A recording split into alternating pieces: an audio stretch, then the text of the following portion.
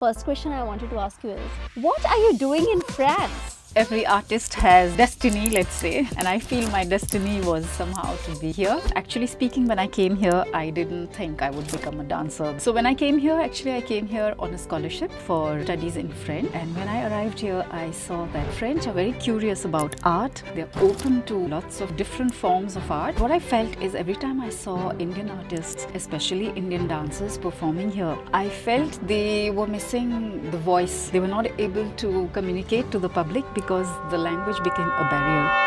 I was very happy to see these people, but I always felt that if only they could speak and they could explain what they were doing, and the people also, they wanted to know, they were so curious, they were there, and somehow I felt that that was my destiny probably. I realized that I can speak French well. I have a command on the language since I've done long years of higher studies in the French literature, and I have this passion for dance which I continued, and even more so after I met my husband Nabankur, who is himself percussionist. So that's how I came here and I decided to practice dance here.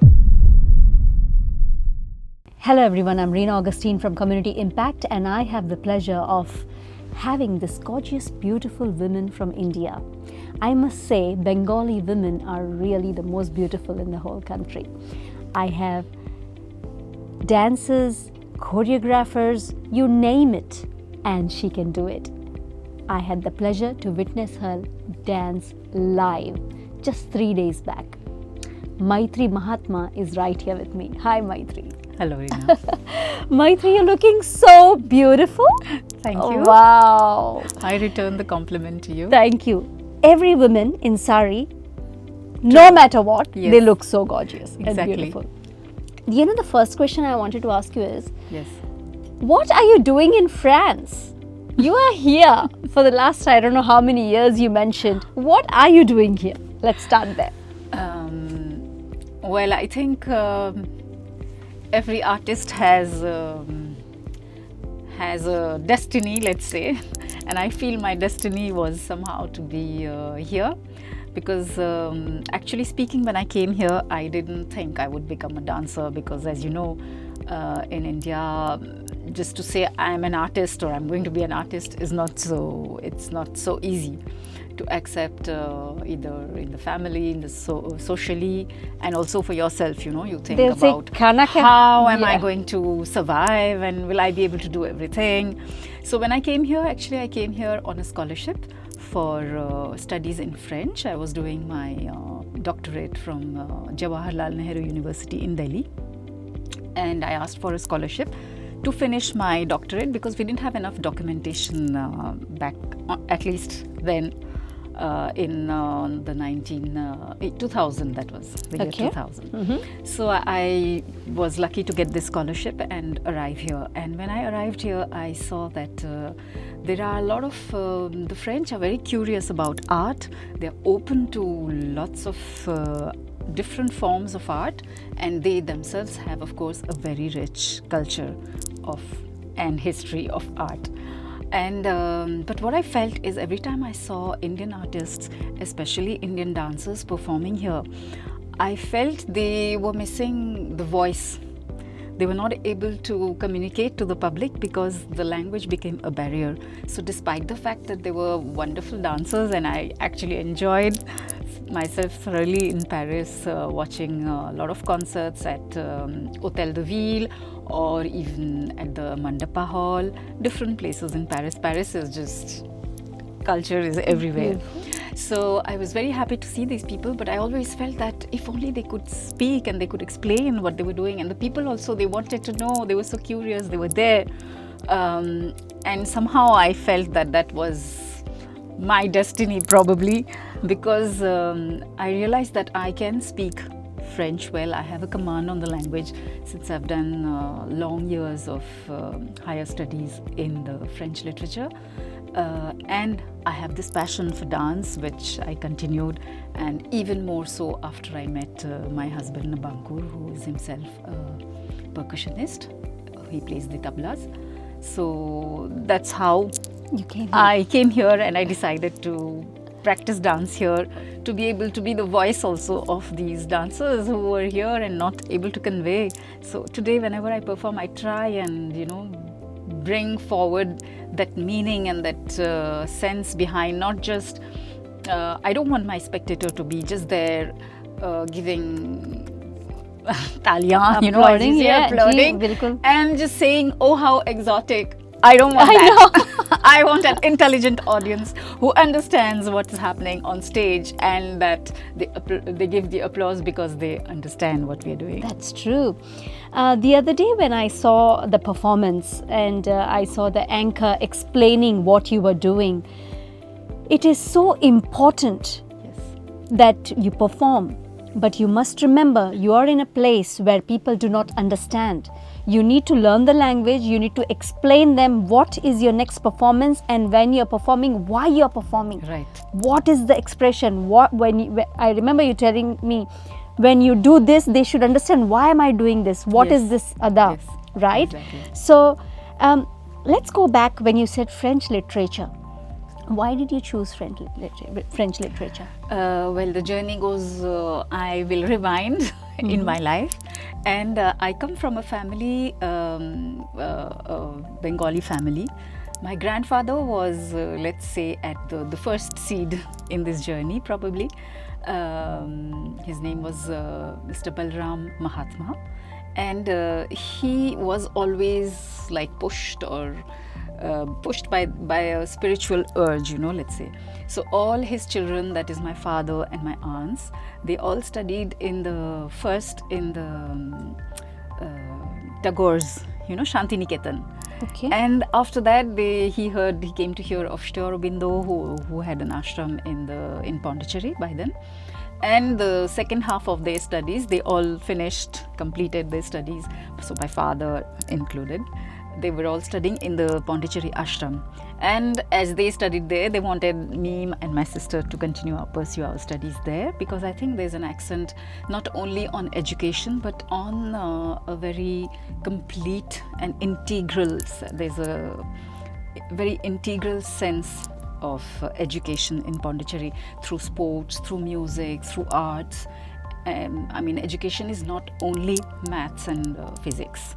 Wow. You know, it is also literature, but it is also dance, and it is also sports, and it is also arranging a flower beautifully. We were lucky, I think, very lucky to be in a school which gave so much importance to these small things in life, you know.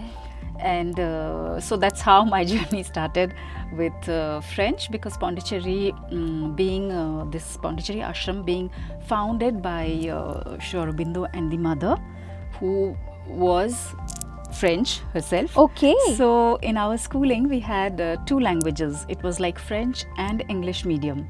So let's say we had like mathematics and physics and biology in French. We were learning it through the French language. Or history, geography, we were learning it in English. And we had also Sanskrit as a compulsory subject. And each one had their respective mother tongues.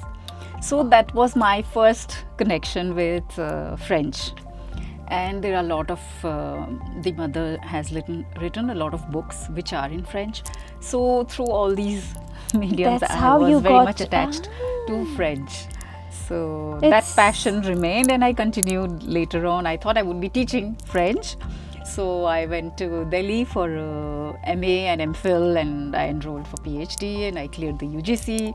And I thought, so after the scholarship, I'll finish my PhD in France, and then I'll go back and become a teacher, a professor. Oh gosh, you never left. You never went back. And then when I was here, at the end of it in 2008, by then I had also met my husband, Nabankur Bhattacharya. When I finished my PhD, that was the question, you know, the blaring question which was standing before me, you know. So what? Now what? It was very easy to escape and say, okay, I love dance and that's my passion. So I'm always continuing dance. So I always had dance. I studied both together. Like when I was in JNU in Delhi, I used to do the classes at Shri Ram Bharatiya Kala Kendra for the dance. Okay. So it was a parallel, these two subjects were running parallel in my life, you know. So until the day I submitted my PhD, I had to ask myself, so now what do you want to do? And when I gave it a thought, a deep thought actually, because it's easy first, the very first idea that comes, okay, I might earn better and he'll give me a comfortable situation in life to be able to teach, but I try to be very sincere with myself, trying to put out all the social ideas that one could be given, and I felt that within me what was most strong was my inclination for dance. Okay. And like offhand, if I'm sitting and pondering before the sea, very probably my thoughts will be going towards dance and less towards, let's say, literature. Yeah. So I said that would be the sincere choice of my life, would be dance. And your family supported you? And I was very lucky to have parents, both my mother and my father, to be always, in support. And as a matter of fact, you saw in the performance that you witnessed on the 13th of December. My father came all the way from Calcutta. Such a proud dad. So supportive about what we do. So he was very taking lucky. Photos, he was taking the videos. Because I think it was very easy for him to, go for a classic dad because he's a doctor, he's a general physician. And it would have been so easy for him to say, I want you to be a doctor. Exactly. Which he requested. But it was a very soft and sweet. Once or twice he just told me. But then when he saw that I was inclined to dance, I really all due respect to him for respecting my choice. That's so important because... And my mother also. She was always into... She has done her MA in music, in singing, vocal. So I think she has given me also, in her way, the love for music and dance. So she sings? So she sings, oh, yes. Wow. So yes, when it's rare, but when I do sing sometimes, I do feel very grateful to her, and I think I sing it as, as a gratitude, as an expression of gratitude to her. I love it. So Indian parents who actually supported you to go follow your dreams and follow your dance and did not interrupt and say that, okay, no, you have to be a doctor, you have to be an engineer, or you have to be a teacher, that's how it works. Yes. So that's kind of a blessing, Yes. Maitreyee. Yes. It is. A very big blessings from Yeah. above, and also a very big exception with a capital E, I would say. So if you believe in the universe and manifestations and something's there, you come to France and you find a partner who actually follows his dream and he's into the same art industry. Isn't that like something that's True. It's so amazing. That's when you say that, maybe things were meant to be, and we are really lucky to have found each other also, because I think such dreams cannot be pursued alone, because sometimes the walk and the path can be tough. Yeah. So when you are two together to construct and to believe in that dream and to go ahead despite all odds, I think that's a big help. I love and that. I thank the universe for that. Isn't it? Oh, Yes. I love it. So, Kathak. I saw you Yes. live performing Kathak, and the way you were performing. Let's take the example of the Friday night. You wrote the whole story of what the anchor was mentioning to the audience. So tell me, walk through it. In general, for the audience who's probably not aware of the presentation we did, it was our latest creation, let's say. It's a new show, which chose actually because this show happened in the midst of a festival called the Mehfil Festival, which our organization, Taal Tarang Indian Arts Academy, organizes every this autumn, let's say, November, December in France, and this was the 9th edition. So the main theme of this year's festival was art faced with the difficulties of travel, of journey. So when an artist moves, what are the difficulties I would face? So this particular show which we did, we called it Mehfil also.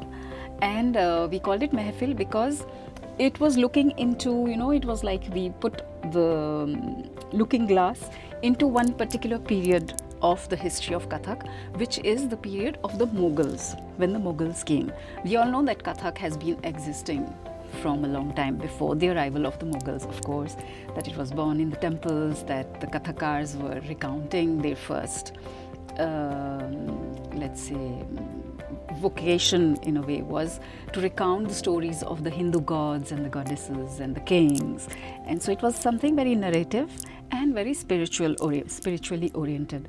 But when the Mughals came to India, then they started patronizing these art forms. So Kathak took a different, changed its way. And that is exactly the subject of the festival, that how art readapts itself because it wants to survive. Yeah. So what should I do if I start recounting Shiva and Krishna in front of the Mughal kings? Yeah. They might not want me as the dancer in the court. So what did these dancers do? So that's how actually this work started. So initially I actually enjoyed, because I have this in me, researcher by default. I like it. I enjoy reading, and I didn't know where it was going, but I enjoyed. I just picked up the names like Akbar or Tansen or Amir Khusro, all these figures, Ghalib, the Sufism, the Bhakti period moving on, getting influenced and mixing up with the Sufi period. So I just read on all these, and then slowly I started arranging. And during this little research, if we can say it, I found a lot of stories, and some stories I knew from a long time and some which I actually discovered while reading. So I wanted the presentator Benoit to present that, so that the audience actually lives this era, not just, I didn't want them to see just dance number 1 and then second Two piece and third three, piece. yeah. I didn't want this. I wanted them to just go back to that period and feel that, yeah, Bhakti movement is going away with the first bhajan of Meera starting and fading away. And then suddenly there's a new wave coming in. There's a new sense of dressing up. New lines of beauty are being drawn, with the Persians coming in. Yes. So I wanted it to be like a journey also It was for beautiful. the public. So It that was what really it was. beautiful. So keeping the culture alive in a different country is really not an easy thing, right? Reigning from India, coming to a foreign land, making your foundation over here, and then keeping the culture alive. What were the hardships that you faced? Well, actually, maybe I would take the question the other way around. Yeah.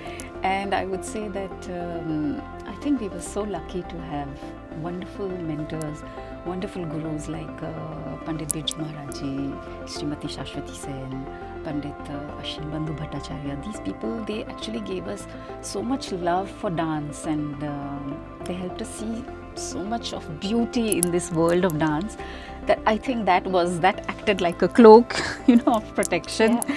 And we just went on pursuing this paths for the joy it gave us, and that what we wanted to give out, to share what all our gurus gave us. Yeah. And that helped me to just go on, and definitely odds come. It's not like back home. You have a house and you have a big hall which is empty and where of course you can give a dance class, but here this is like a dream. Yeah. Even in your own house to practice dance, you have of course neighbors who will be saying, how is it you're making so much noise? Whereas probably back home we don't have this back thought, home they will be waiting to listen to your janjars, or even we don't even think, we feel that he's doing this in his house, and yeah, true. who am I to actually interfere unless he's doing it after at 10 p.m. or something. Time, yeah. But during the day we feel it's just none of my business to even say something. Unko tokna, Bilkul. So, Okay. Well, so these were definitely some odds, even to get to the audience to understand us. So there were definitely difficulties. How also some questions, it's difficulties, but also which helped me to perceive my art differently, to rethink my art also. How would I teach someone here to unveil this sweet face of Radha who's looking at Krishna?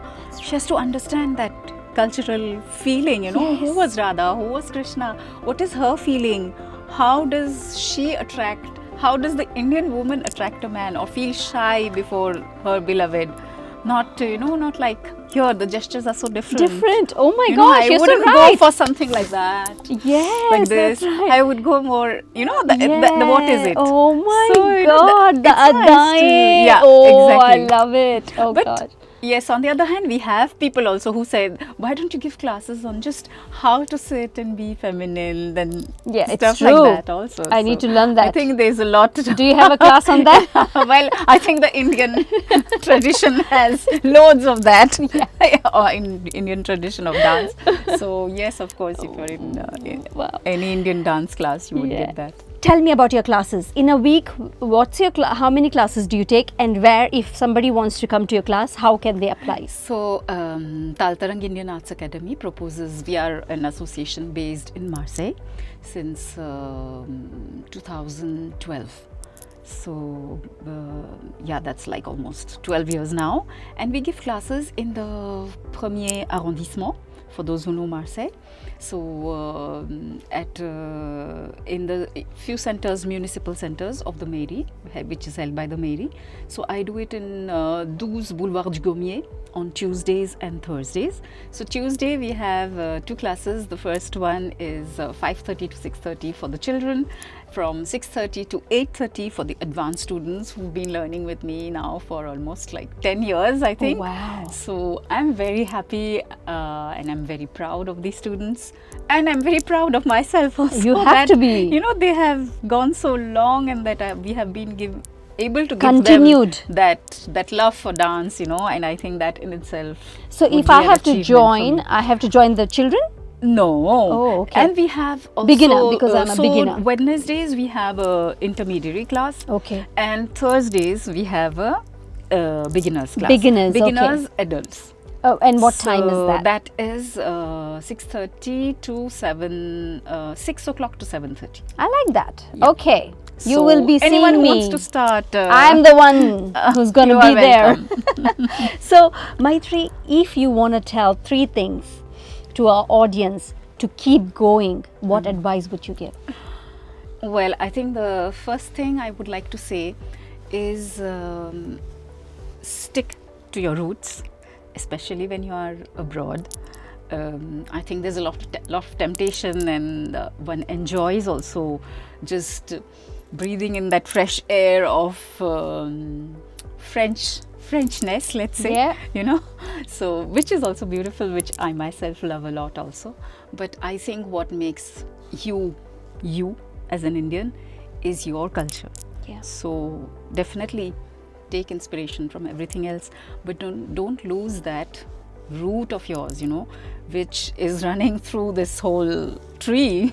Yeah. Taking from the root, and it's the sap which runs in you. So I think one should keep that. Yeah. That is one suggestion I would give. 3 you said? Yes. Let's say the Okay. second one. So the second one is keep going. Just keep going. It reminds me of, I think there was a great Indian mathematician, I hope I'm not making a mistake, Ramanujan, who had on his table, when he passed away, it was written, he quoted from an English poet, and the lines were, I have miles to go before I sleep. Miles to go before I sleep. And I think that is it. You should have your aim and you should keep walking. Initially, even if people don't believe in you, but seeing you believe in your own dream, I think after a couple of years, they will believe. believing. Yeah. They'll say, हाँ, इनमें तो कुछ बात है. क्योंकि उन्होंने give up नहीं किया, करते रहे, आगे बढ़ते रहे, Yes. है ना? Yes. Fantastic. Right. Boys and girls, ladies and gentlemen, if you want to learn Kathak, I think Taal Tarang is the place to learn. And keep going, never give up, and never forget your roots. That's what we have learned from Maitreyee. Thank you so much, Maitreyee. Thank you. Thank you.